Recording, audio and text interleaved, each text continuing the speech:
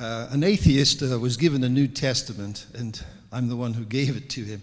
He read the New Testament, and being a scholar himself, he said, there's something about the New Testament that confuses me. He said, Matthew, Mark, Luke, and John quote Jesus Christ, and then the epistles and the other letters do not quote their follower.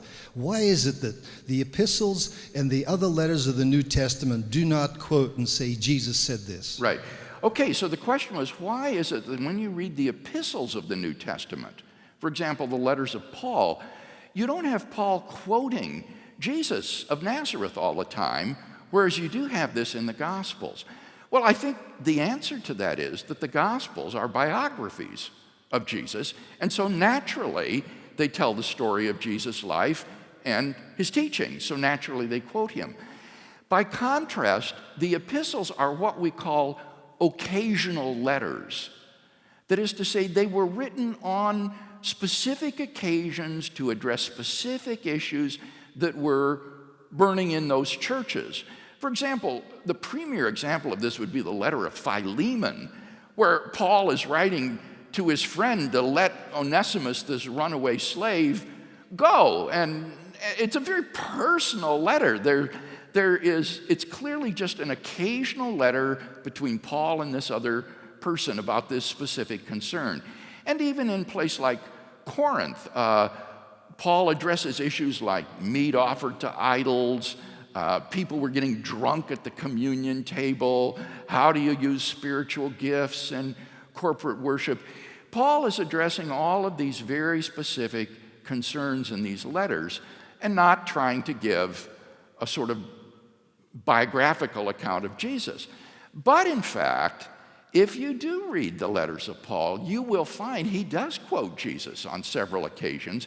And even more than that, there are lots of allusions to Jesus' teachings in Paul's letters where he's paraphrasing Jesus.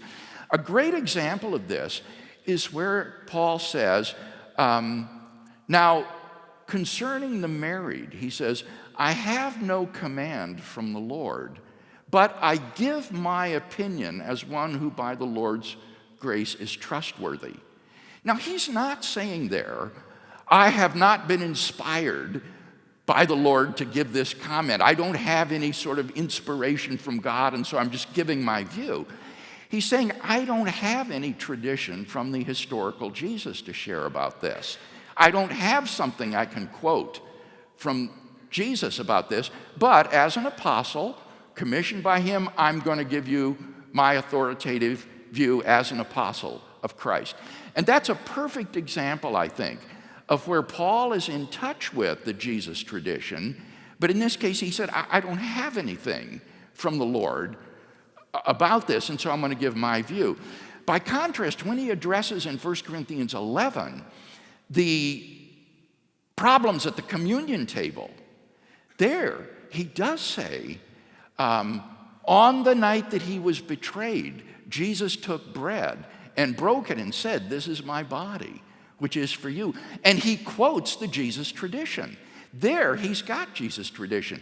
And what is especially significant about that, you notice Paul, in quoting the words of institution about the body and the blood, is he says, on the night that he was betrayed.